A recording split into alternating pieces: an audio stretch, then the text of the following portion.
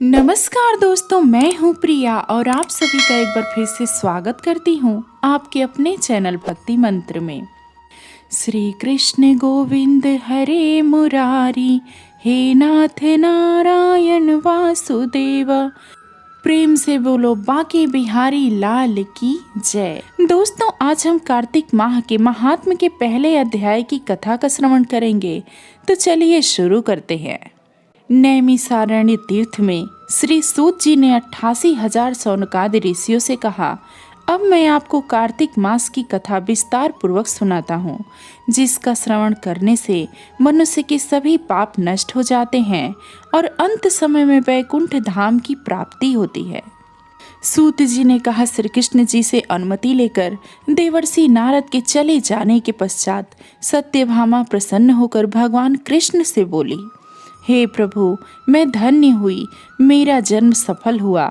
मुझ जैसी त्रैलोक की सुंदरी के जन्मदाता भी धन्य हैं, जो आपकी 16,000 स्त्रियों के बीच में आपकी परम प्यारी पत्नी बनी। मैंने आपके साथ नारद जी को वह कल्प वृक्ष आदि पुरुष विधि पूर्वक दान में दिया, परंतु वही कल्प वृक्ष मेरे घर लहराया करता है। यह बात मृत्यु लोक में किसी स्त्री को ज्ञात नहीं है। हे त्रिलोकीनाथ, मैं आपसे कुछ पूछने की इच्छुक हूँ। आप मुझे कृपया कार्तिक महात्म्य की कथा विस्तार पूर्वक सुनाइए, जिसको सुनकर मेरा हित हो और जिसके करने से कल्प पर्यंत भी आप मुझसे विमुख न हो। सूत जी आगे बोले, सत्यभामा के ऐसे वचन सुनकर श्री कृष्ण ने हंसते हुए सत्यभामा का हाथ पकड़ा और अपने सेवकों को वहीं रुकने के लिए कहकर विलास युक्त अपनी पत्नी को कल्प वृक्ष के नीचे ले गए। फिर हंसकर बोले, हे प्रिय, 16,000 रानियों में से तुम मुझे प्राणों के समान प्यारी हो। तुम्हारे लिए मैंने इंद्र एवं देवताओं से विरोध किया था। हे कांते, जो बात तुमने मुझसे पूछी है उसे सुनो। एक दिन मैंने तुम्हारी इच्छा पूर्ति के लिए गरुड़ पर सवार होकर इंद्रलोक जाकर कल्प वृक्ष मांगा। इंद्र द्वारा मना किए जाने पर इंद्र एवं गरुड़ में घोर संग्राम हुआ और गौलोक में भी गरुड़ जी गौओं से युद्ध किए। गरुड़ की चोंच की चोट से उनके कान एवं पूंछ कटकर गिरने लगे, जिससे 3 वस्तुएं उत्पन्न हुई। कान से तंबाकू, पूंछ से गोभी और रक्त से मेहंदी बनी। इन तीनों का प्रयोग करने वालों को मोक्ष नहीं मिलता।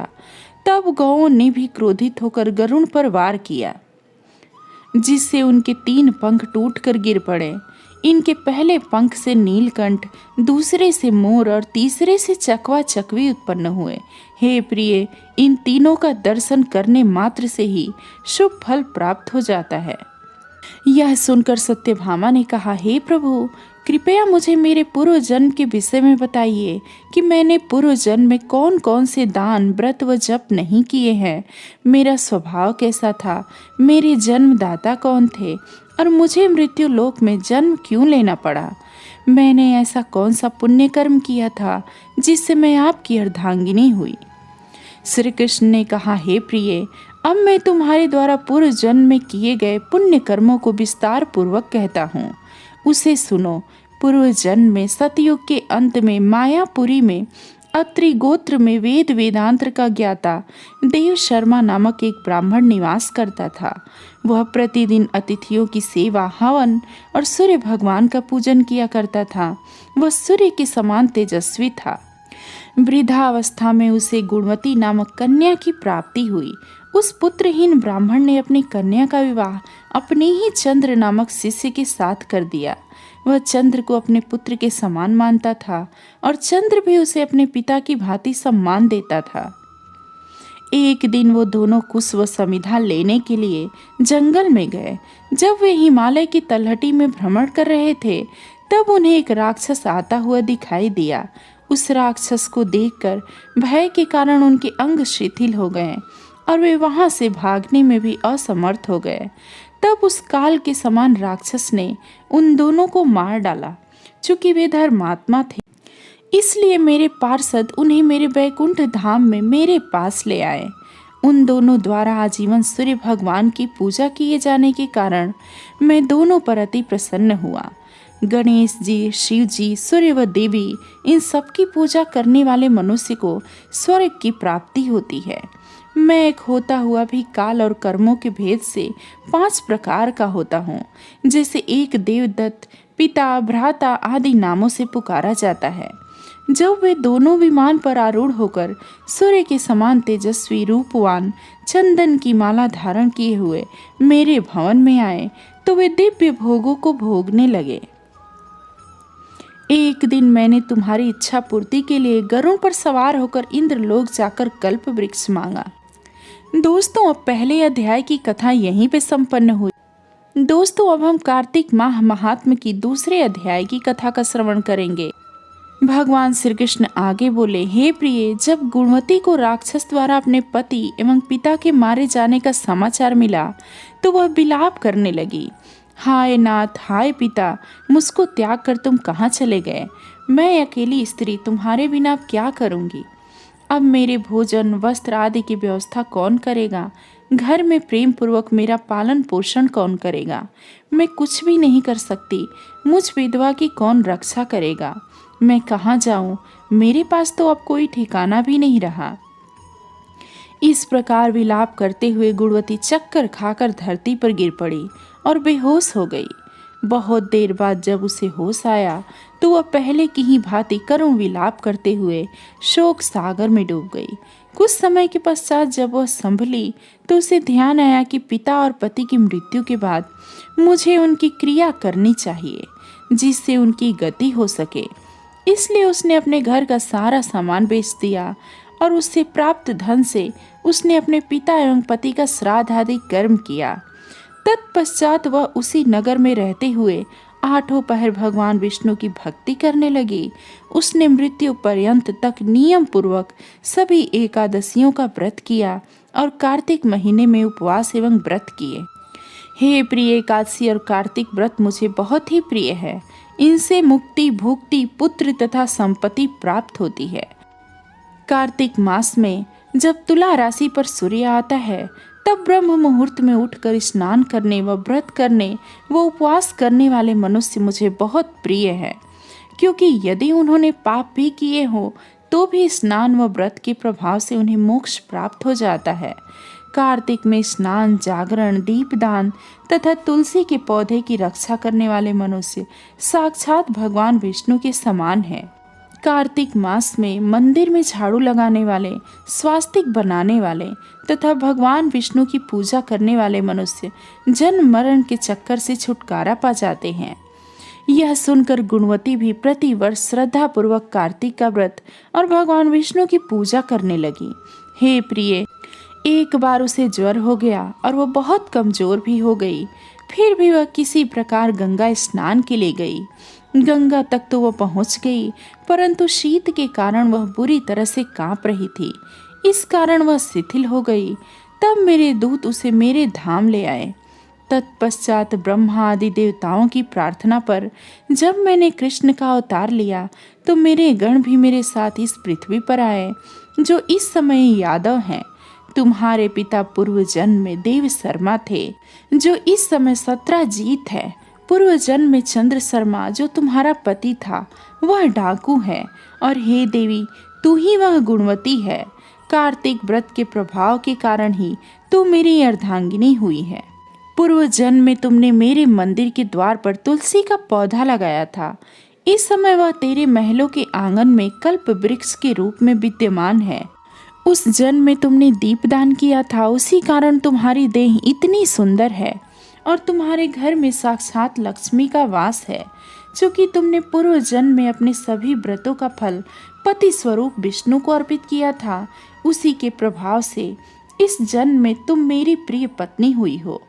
पूर्व जन्म में तुमने नियम पूर्वक जो कार्तिक मास का व्रत किया था, उसी के कारण मेरा और तुम्हारा कभी वियोग नहीं होगा। इस प्रकार कार्तिक मास में व्रत आदि करने वाले मनुष्य मुझे तुम्हारे समान प्रिय है। दूसरे जप, तप, यज्ञ, ज्ञान आदि करने से प्राप्त फल कार्तिक मास में किए गए व्रत के फल से बहुत थोड़ा होता है, अर्थात कार्तिक मास के व्रतों का 16वां भाग भी नहीं होता। इस प्रकार सत्यभामा भगवान श्री कृष्ण के मुख से अपने पूर्व जन्म के पुण्य का प्रभाव सुनकर बहुत प्रसन्न हुई।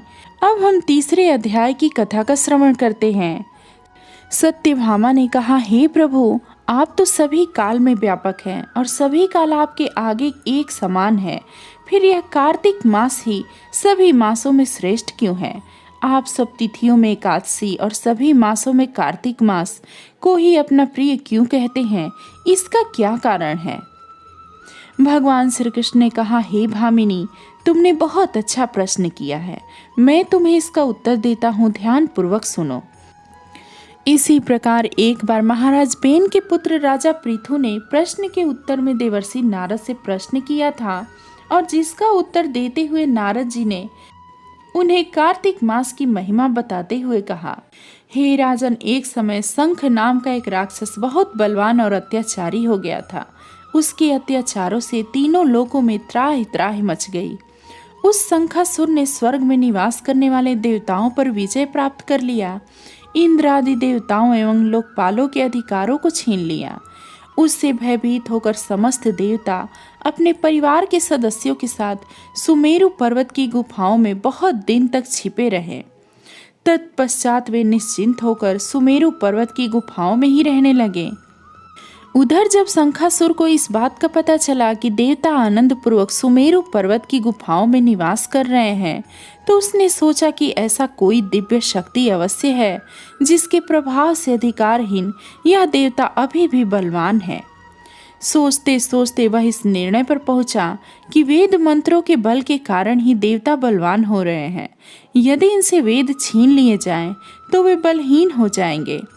ऐसा विचार कर शंखासुर ब्रह्मा जी के सत्यलोक से शीघ्र ही वेदों को हर लाया। उसके द्वारा ले जाए जाते हुए सभी वेद भय से उसके चंगुल से निकलकर भागे और जल में समा गए।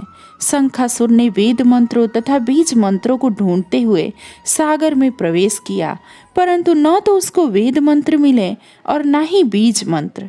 जब शंखासुर सागर से निराश होकर वापस लौटा, तो उस समय ब्रह्मा जी पूजा की सामग्री लेकर सभी देवताओं के साथ भगवान विष्णु की शरण में पहुँचे और भगवान को गहरी निद्रा से जगाने के लिए गाने बजाने लगे और धूप गंध आदि से बारंबार उनका पूजन करने लगे। धूप दीप नैवेद्य आदि अर्पित किए जाने पर भगवान की निद्रा टूटी और वह देवताओं सहित ब्रह्मा जी को अपना पूजन करते हुए देखकर बहुत ही प्रसन्न हुए और कहने लगे, मैं आप लोगों के इस कीर्तन एवं मंगलाचरण से बहुत प्रसन्न हूँ। आप अपना अभीष्ट वरदान मांगिए, मैं अवश्य प्रदान करूँगा। जो मनुष्य अश्विन शुक्ल की एकादशी से देवोत्थान एकादशी तक ब्रह्म मुहूर्त में उठकर मेरी पूजा करेंगे, उन्हें तुम्हारी ही भांति मेरे प्रसन्न होने के कारण सुख की प्राप्ति होगी। आप लोग जो पाद्य अर्थ आचमन और जल आदि सामग्री मेरे लिए लाए हैं, वे अनंत गुणों वाली होकर आपका कल्याण करेगी। शंखासुर द्वारा हारे गए संपूर्ण वेद जल में स्थित है। मैं सागर पुत्र शंखासुर का वध करके उन वेदों को अभी लाए देता हूँ। आज से बीज मंत्र और वेदों सहित मैं प्रति वर्ष कार्तिक मास में जल में विश्राम किया करूँगा। अब मैं मत्स्य का रूप धारण करके जल में जाता हूँ। तुम सब देवता भी मुनीश्वरों सहित मेरे साथ जल में आओ। इस कार्तिक मास में जो श्रेष्ठ मनुष्य प्रातः काल स्नान करते हैं, वे सब यज्ञ के अभूत स्नान द्वारा भली भांति नहा लेते हैं। हे देवेंद्र, कार्तिक मास में व्रत करने वालों को सब प्रकार से धन पुत्र पुत्री आदि देते रहना और उनकी सभी आपत्तियों से रक्षा करना। हे धनपति कुबेर, मेरी आज्ञा के अनुसार तुम उनके धन धान्य की वृद्धि करना, क्योंकि इस प्रकार का आचरण करने वाला मनुष्य मेरा रूप धारण करके जीवन मुक्त हो जाता है। जो मनुष्य जन्म से लेकर मृत्यु पर्यंत विधि पूर्वक इस उत्तम व्रत को करता है, वह आप लोगों का भी पूजनीय है। कार्तिक शुक्ल पक्ष की एकादशी तिथि को तुम लोगों ने मुझे जगाया है, इसलिए यह तिथि मेरे लिए अत्यंत प्रीतिदायिनी और माननीय है। हे देवताओं, यह दोनों व्रत नियम पूर्वक करने से मनुष्य मेरा सानिध्य प्राप्त कर लेता है। इन व्रतों को करने से जो फल मिलता है, वह अन्य किसी व्रत से नहीं मिलता। अतः प्रत्येक मनुष्य को सुखी और निरोग रहने के लिए कार्तिक महात्म और एकादशी की कथा सुनते हुए सभी नियमों का पालन करना चाहिए। तो दोस्तों, इस प्रकार से कार्तिक मास की ये तीसरे अध्याय की कथा भी पूर्ण हुई। चलिए अब अगले अध्याय का श्रवण करते हैं। जय श्री कृष्णा। नारद जी ने कहा, ऐसा कहकर भगवान विष्णु मछली का रूप धारण करके आकाश से जल में गए। उस समय विंध्याचल पर्वत पर तप कर रहे महर्षि कश्यप अपनी अंजलि में जल लेकर खड़े थे। भगवान उनकी अंजलि में जा गिरे। महर्षि कश्यप ने दया करके उसे अपने कमंडल में रख लिया। मछली के थोड़ा बड़ा होने पर महर्षि कश्यप ने उसे कुएं में डाल दिया। जब वह मछली कुएं में भी न समा सकी तो उन्होंने उसे तालाब में डाल दिया। जब वह तालाब में भी न आ सकी तो उन्होंने उसे समुद्र में डाल दिया। वह मछली वहां भी बढ़ने लगी। फिर मत्स्य रूपी भगवान विष्णु ने इस शंखासुर का वध किया। शंखासुर को हाथ में लेकर बद्री वन में आ गए। वहां उन्होंने संपूर्ण ऋषियों को बुलाकर इस प्रकार कहा, मुनीश्वरों, तुम जल के भीतर बिखरे हुए वेद मंत्रों की खोज करो और जितनी जल्दी हो सके उन्हें सागर के जल से बाहर निकालाओ। तब तक मैं देवताओं के साथ प्रयाग में ठहरता हूँ।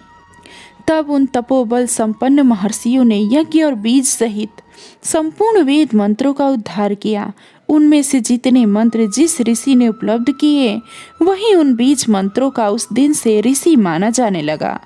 तदनंतर सब ऋषि एकत्र होकर प्रयाग में गए। वहां उन्होंने ब्रह्मा जी सहित भगवान विष्णु को उपलब्ध हुए सभी वेद मंत्र समर्पित कर दिए। सब वेदों को पाकर ब्रह्मा जी बहुत प्रसन्न हुए। उन्होंने देवताओं और ऋषियों के साथ प्रयाग में अश्वमेध यज्ञ किया। यज्ञ समाप्त होने पर सब देवताओं ने भगवान से निवेदन किया, देवादिदेव जगन्नाथ, इस स्थान पर ब्रह्मा जी ने खोए हुए वेदों को पुनः प्राप्त किया है और हमने भी यहाँ आपके प्रसाद से यज्ञ भाग पाए हैं। अतः यह स्थान पृथ्वी पर सबसे श्रेष्ठ पुण्य और वृद्धि करने वाला एवं भोग तथा मोक्ष प्रदान करने वाला हो। साथ ही यह समय भी महापुण्यतम और ब्रह्मघाती आदि महापापियों की भी शुद्धि करने वाला हो तथा यह स्थान यहाँ दिए हुए दान को अक्षय बना देने वाला भी हो, यह वर दीजिए। भगवान विष्णु बोले, देवताओं, तुमने जो कुछ कहा है वह मुझे स्वीकार है। तुम्हारी इच्छा पूर्ण हो। आज से यह स्थान ब्रह्म क्षेत्र के नाम से प्रसिद्ध होगा। सूर्यवंश में उत्पन्न राजा भागीरथ जब गंगा को ले आएंगे और वह यहाँ सूर्य कन्या यमुना से मिलेगी, ब्रह्मा जी और तुम सब देवता मेरे साथ यहाँ निवास करो। आज से यह तीर्थ तीर्थराज के नाम से विख्यात होगा। तीर्थराज के दर्शन से तत्काल सब पाप नष्ट हो जाएंगे। जब सूर्य मकर राशि में स्थित होंगे उस समय यहाँ स्नान करने वाले मनुष्यों के सब पापों का यह तीर्थ नाश करेगा। यह काल भी मनुष्यों के लिए सदा महान पुण्य फल देने वाला होगा। माघ में सूर्य के मकर राशि में स्थित होने पर यहाँ स्नान करने से सालोक के आदि फल प्राप्त होंगे। देवाधिदेव भगवान विष्णु देवताओं से ऐसा कहकर ब्रह्मा जी के साथ वहीं अंतर ध्यान हो गए। तत्पश्चात इंद्र आदि देवता भी अपने अंश से प्रयाग में रहते हुए वहां से अंतर ध्यान हो गए। जो मनुष्य कार्तिक में तुलसी जी की जड़ के समीप श्री हरि का पूजन करता है वह इस लोक में संपूर्ण भोगों का उपभोग करके अंत में वैकुंठ धाम को जाता है। तो दोस्तों, इस प्रकार से कार्तिक मास की कथा का ये चौथा अध्याय भी पूर्ण हुआ। चलिए 5वें अध्याय की कथा का श्रवण करते हैं। प्रेम से बोलो बांके बिहारी लाल की जय। राजा पृथु बोले, हे नारद जी, आपने कार्तिक मास में स्नान का फल कहा, अब अन्य मासों में विधि पूर्वक स्नान करने की विधि और उद्यापन की विधि भी बतलाइए। देवर्षि नारद ने कहा, हे राजन, आप भगवान विष्णु के अंश से उत्पन्न हुए हैं, अतः यह बात आपको ज्ञात ही है। फिर भी आपको यथाचित विधान बतलाता हूँ।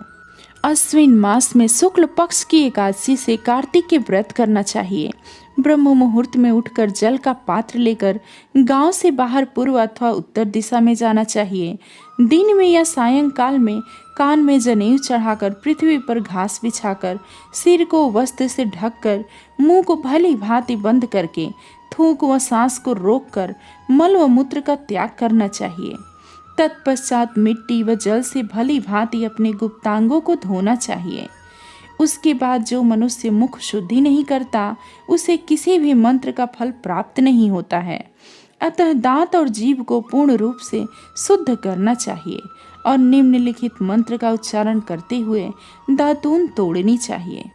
हे वनस्पते, आप मुझे आयु, कीर्ति, तेज, प्रज्ञा, पशु, संपत्ति, महाज्ञान, बुद्धि और विद्या प्रदान करो।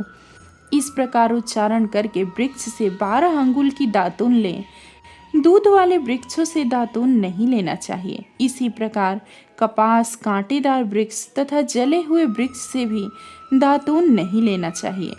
जिससे उत्तम गंध आती हो और जिसकी टहनी कोमल हो, ऐसे ही वृक्ष से दंत धावन ग्रहण करना चाहिए। प्रतिपदा, अमावस्या, नवमी, छठी, रविवार को चंद्र तथा सूर्य ग्रहण में दातून नहीं करना चाहिए। तत्पश्चात भली भांति स्नान करके फूल, माला, चंदन और पान आदि पूजा की सामग्री लेकर प्रसन्न चित्त व भक्ति पूर्वक शिवालय में जाकर सभी देवी देवताओं की अर्घ्य, आचमनीय आदि वस्तुओं से पृथक पृथक पूजा करके प्रार्थना एवं प्रणाम करना चाहिए। फिर भक्तों के स्वर में स्वर मिलाकर श्री हरि का कीर्तन करना चाहिए। मंदिर में जो गायक भगवान श्री हरि का कीर्तन करने आए हों, उनका माला, चंदन, तांबुल आदि से पूजन करना चाहिए, क्योंकि देवालयों में भगवान विष्णु को अपनी तपस्या, योग और दान द्वारा प्रसन्न करते थे। परंतु कलयुग में भगवत गुणगान को ही भगवान श्री हरि को प्रसन्न करने का एकमात्र साधन माना गया है। नारद जी राजा पृथु से बोले, हे राजन, एक बार मैंने भगवान से पूछा कि हे प्रभु, आप सबसे अधिक कहाँ निवास करते हैं? इसका उत्तर देते हुए भगवान ने कहा, हे नारद, मैं वैकुंठ या योगियों के हृदय में ही निवास करता हूँ। अपितु जहाँ मेरे भक्त मेरा कीर्तन करते हैं, मैं वहाँ अवश्य निवास करता हूँ। जो मनुष्य चंदन, माला आदि से मेरे भक्तों का पूजन करते हैं, उनसे मेरी ऐसी प्रीति होती है जैसे कि मेरे पूजन से भी नहीं हो सकती। नारद जी ने फिर कहा, शिरीष, धतूरा, गिरजा, चमेली, केसर, कंदार और कटहल के फूलों व चावलों से भगवान विष्णु की पूजा नहीं करना चाहिए। अड़हल, कंद, गिरीश, जूही, मालती और केवड़ा के पुष्पों से भगवान शंकर की पूजा नहीं करना चाहिए। जिन देवताओं की पूजा में जो फूल निर्दिष्ट है, उसी से उनका पूजन करना चाहिए। पूजन समाप्ति के बाद भगवान से क्षमा प्रार्थना करनी चाहिए, यथा, हे सुरेश्वर, हे देव, न मैं मंत्र जानता हूँ, न क्रिया, मैं भक्ति से भी हीन हूँ। मैंने जो कुछ भी आपकी पूजा की है, उसे पूरा करें। ऐसी प्रार्थना करने के पश्चात साष्टांग प्रणाम करके भगवत कीर्तन करना चाहिए, श्री हरि की कथा सुननी चाहिए और प्रसाद ग्रहण करना चाहिए। जो मनुष्य इन विधि के अनुसार कार्तिक व्रत का अनुष्ठान करते हैं, वह जगत के सभी सुखों को भोगते हुए अंत में मुक्ति को प्राप्त करते हैं। तो दोस्तों, इस प्रकार से कार्तिक मास के ये 5वें अध्याय की भी कथा संपूर्ण हुई। अगले वीडियो में हम आगे की कथा का श्रवण करेंगे। तब तक के लिए जय श्री कृष्णा।